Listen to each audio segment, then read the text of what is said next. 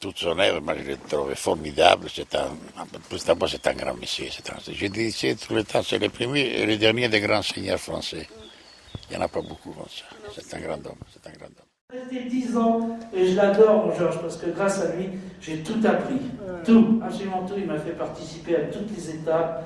Comment on écrit, j'ai rencontré Michel Audiard, j'ai rencontré tous les gens qu'il a fréquentés. Il m'a appris à aimer, à monter les musiques. C'est Michel Audiard qui disait de lui, Georges Lautner, c'est l'un des meilleurs monteurs du cinéma français. J'ai surtout appris une chose qui est rarissime, c'est que Georges est un monsieur qui sait parler aux comédiens. Voilà. Alors ça prend. Et tous ces films le montrent. C'est un monsieur qui, comment dirais-je, distille la joie. Ça, c'est formidable. En tout cas, le festival est génial. Merci à vous tous d'être là. C'est formidable. Merci à vous. Moi, je prends beaucoup de plaisir à voir Georges heureux, entouré des gens qui l'estiment et l'apprécient. Oui. C'est très émouvant.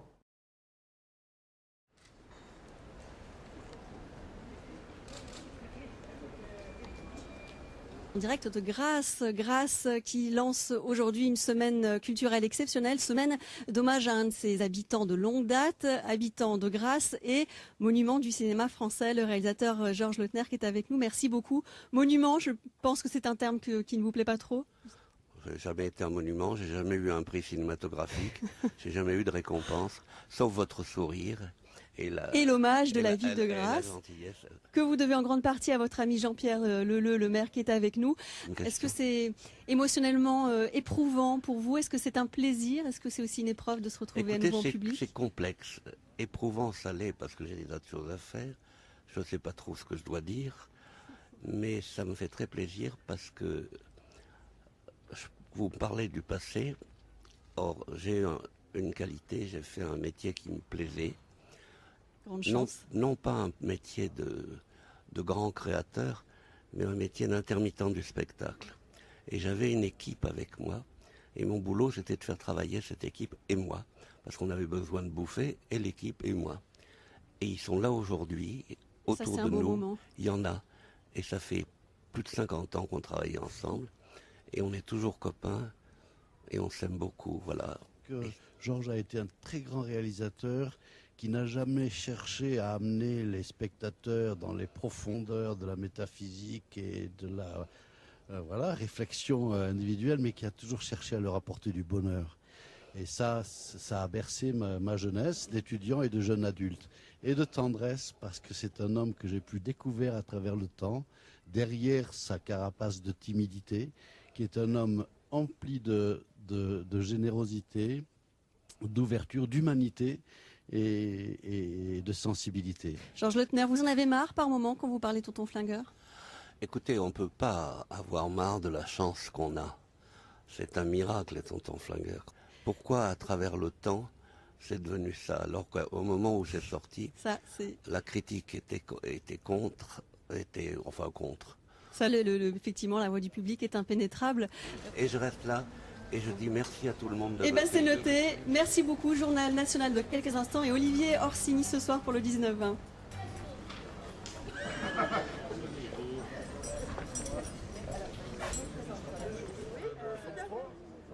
Et où? À quel endroit?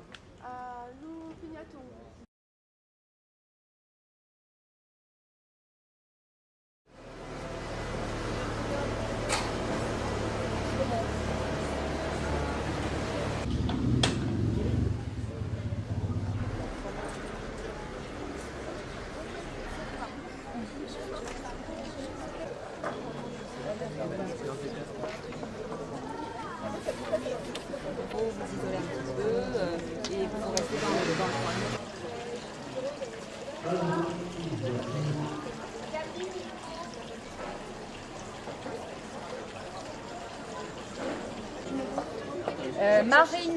Marina et Bach. Billet, vous n'êtes pas là? Alors vous avez pu le voir dans OSS 117. Rio ne répond plus avec Jean Dujardin. Il a une scène au début avec plusieurs Asiatiques. Les vainqueurs Coupe de France technique 81, 88, 95. Les vainqueurs Coupe de France combat, champion de France combat 83 à 90. Donc je suis comédien, cascadeur et je suis principalement le directeur technique de l'école d'arts martiaux Wang Nam à Antibes, qui est installée depuis 35 ans. Donc j'ai effectué pas mal de tournages depuis une quinzaine d'années. Pour la petite anecdote, j'ai fait mon premier tournage en 84 avec M. Georges Lautner dans Joyeuse Pâques, où j'étais en tournage au Palais des Expositions à Nice, lorsque M. Belmondo est arrivé avec sa voiture et a foncé sur une estrade. Donc je me retrouvais avec mon regretté papa qui a amené le Kung Fu en France. Donc voilà, et pour la petite démonstration, donc aujourd'hui je me retrouve avec deux de mes élèves, Rémi et David, qui vont venir me donner un petit coup de main pour présenter les scènes de combat. Donc on a préparé deux petites scènes, on va vous expliquer un peu comment ça se déroule. Donc on va commencer par la première. Est-ce que tu as le flingue? Donc bien sûr c'est un faux. Hein. Tu peux venir s'il te plaît? C'est un faux. N'ayez pas peur. Donc, la plupart des films ce sont des vrais revolvers, pistolets, mais qui sont bouchés et on tire avec des balles à blanc. Donc là, on va commencer la première scène. On va la faire ce qu'on appelle à l'italienne, c'est-à-dire lentement, sans des intentions, sans la vitesse.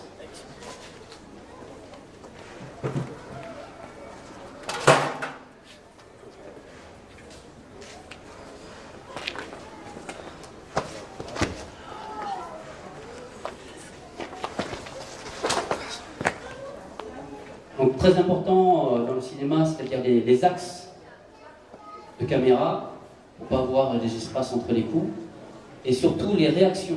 C'est-à-dire quand on donne un coup de poing, par exemple, on va donner un coup de poing sur David, c'est la réaction de l'adversaire, du cascadeur, qui va donner l'énergie. Donc là, il n'était pas très énergique. Voilà.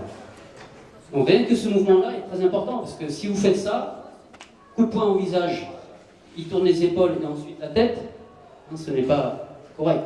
On ne va pas tourner d'abord les épaules sur un coup de poing, et ensuite la tête. Si je tape le visage, c'est la tête qui va partir la première, et le corps va suivre. Donc pareil pour toutes les frappes qu'on effectue, les clés, les torsions. Et un cascadeur doit aussi être un peu comédien pour pouvoir jouer les intentions, même si on ne parle pas. Donc on va essayer de le faire un peu plus vite. Motor, set, and action.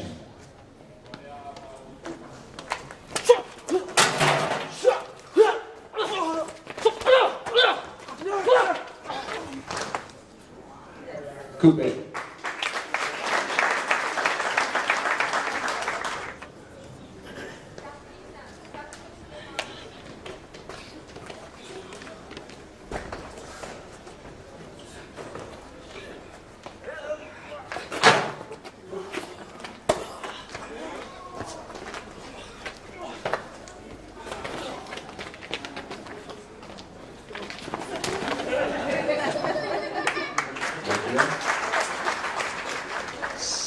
Camera set.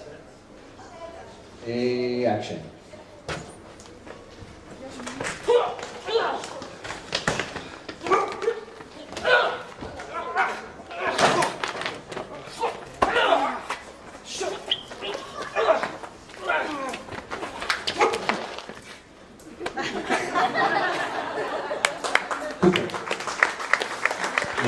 Alors nous sommes avec Wang Ni, cascadeur de métier, c'est ça? Depuis combien de temps vous faites ce métier? Alors j'ai commencé en 84 sur un film de Georges Lautner dans Joyeuse Pâques, où là j'étais cascadeur. Et bon là c'était vraiment une opportunité que j'ai pu avoir étant donné que ça s'est tourné sur Nice et que je suis originaire d'Antibes.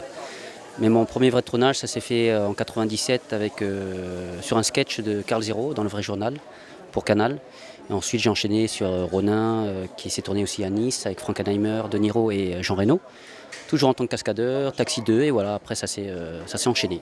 Et c'est une passion à la base ou vous avez commencé par les arts martiaux et en fait ça a bifurqué vers le cinéma? Comment ça s'est passé exactement?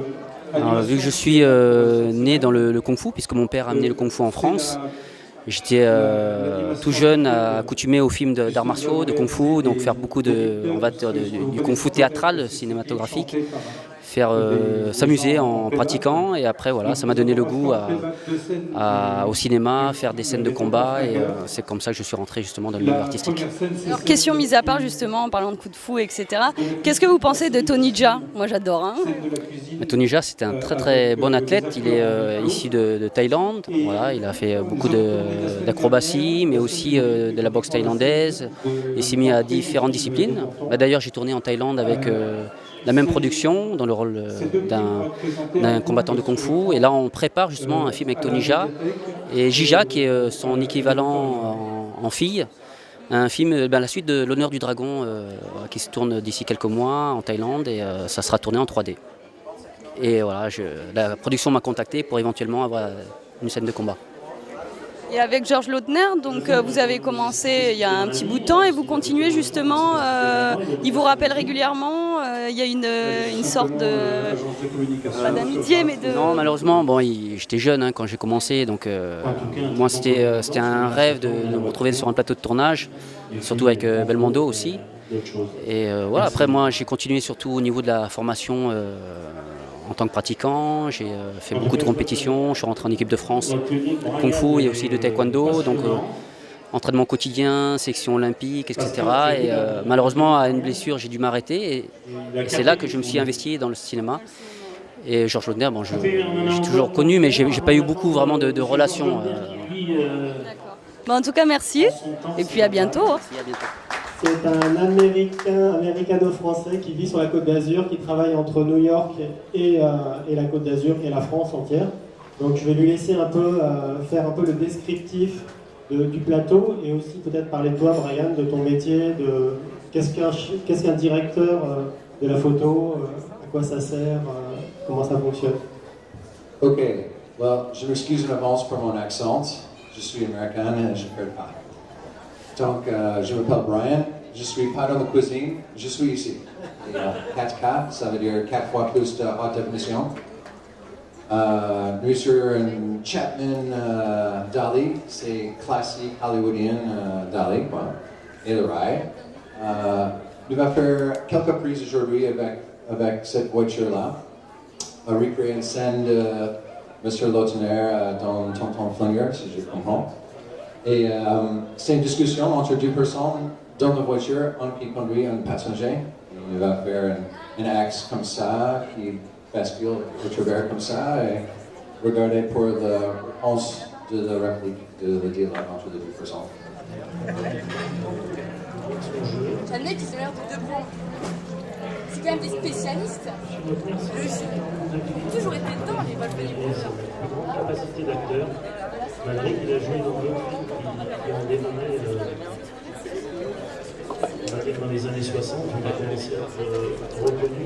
Pour le premier tournage, nous avons 4 élus au niveau des acteurs. Donc présentez-vous. Clara, qui va jouer. C'est quoi? Monsieur Fernand. Emma, et je vais jouer Pascal. Philippe Prisoni. Voilà, donc ce sera 2 jeunes demoiselles qui vont prisonnier ces 2 messieurs. Donc ils vont jouer la scène des tontons flingueurs, la scène dans la voiture. Donc c'est la scène du début presque, enfin, je crois que c'est un quart d'heure à peu près. Et une scène entre Fernand Naudin, donc Lino Ventura, et est-ce que je peux demander à bouger un petit peu vers votre droite? Merci. Alors, dans cette scène, je le répète, il y avait Lino Ventura qui était passager, il jouait le rôle de Fernand Naudin, et conducteur Pascal, dit Venantini. C'est bien, vous avez beaucoup de chance. On va mettre en silence, tout le monde va se taire. Oh putain, on va clamer. Mercredi. Et ensuite, quand on va dire action, on va voir. Alors silence, s'il vous plaît. Allez, t'es prêt? Concentre-toi, tu vois, méchant. Et tonton flingueur, une, deuxième.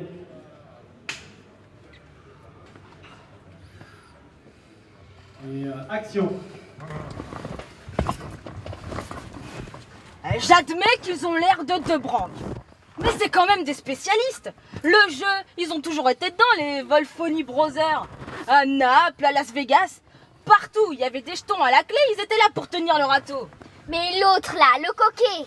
L'ami Fritz, lui, il s'occupe de la distillerie clandestine. C'est quand même marrant les évolutions, hein. Quand j'ai connu le Mexicain, il recrutait pas chez Tonton. Vous savez ce que c'est, hein? L'âge, l'éloignement. À la fin de sa vie, il s'était penché sur le reclassement des légionnaires. Ah, alors là, si c'était une œuvre, là, c'est autre chose.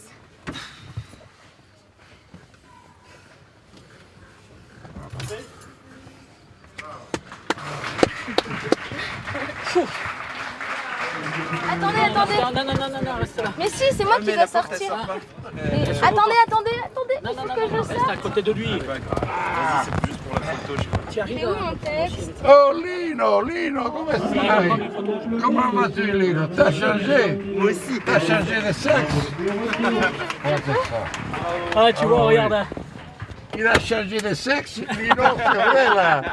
C'était un beau mec, c'est une belle dame. Qu'est-ce que tu rigoles derrière? Arrête, c'est là. Alors, Pascal. Alors là, c'est autre chose. È un'altra cosa, ma che cazzo dice qua? Andiamo via, ora. Finito là. Allez, on tourne. À cet âge, on n'a plus de mémoire, on n'a que des souvenirs. Vas-y, continue, oui. Bon, on comprend. J'admets qu'ils ont quand même l'air de deux branques. Ouais. Mais c'est des spécialistes. Le jeu, ils ont toujours été dedans, les Wolfoni Brothers. À Naples, à Las Vegas. Ils étaient toujours là où il y avait des jetons à la clé et ils tenaient le râteau. Hein. Ouais, mais et l'autre là, le coquet hein? L'ami Fritz Ouais. Lui, il s'occupe de la distillerie clandestine. Ah, c'est quand même marrant les évolutions. Quand j'ai connu les Mexicains, ils recrutaient pas chez Tonton. Vous savez ce que c'est, hein? L'âge, l'éloignement. À la fin de sa vie, il s'était penché sur le reclassement des légionnaires. Et alors, si ça c'était une œuvre alors?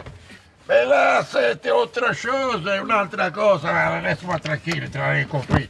Ah, au secours, Georges. Où es-tu? Bravo. Bene. Bien la fille. Ouais. C'est bon, rigole. Ils t'ont kidnappé, t'as vu? Aiuto. Bravo.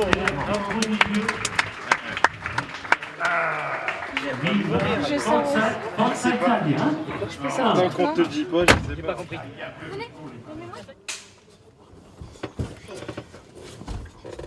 Ah, j'admets qu'ils ont quand même l'air de deux branques. Mais bon, ce sont des spécialistes. Le jeu, ils sont depuis toujours les frères Wolfoni. Les Wolfoni Brothers, qu'on les appelle. Quand même marrant les évolutions. Quand j'ai connu le Mexicain, il recrutait pas chez Tonton. Et que veux-tu, l'âge, l'éloignement. Il s'est même mis en tête le reclassement des légionnaires, alors... Ah, si c'était une œuvre là c'est autre chose.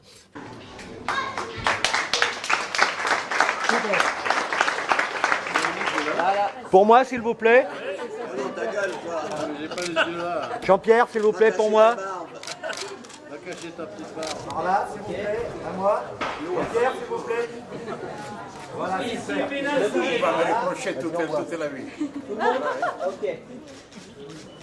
Merci. À moi, s'il vous plaît. À moi, s'il vous plaît. Non, je veux pas être...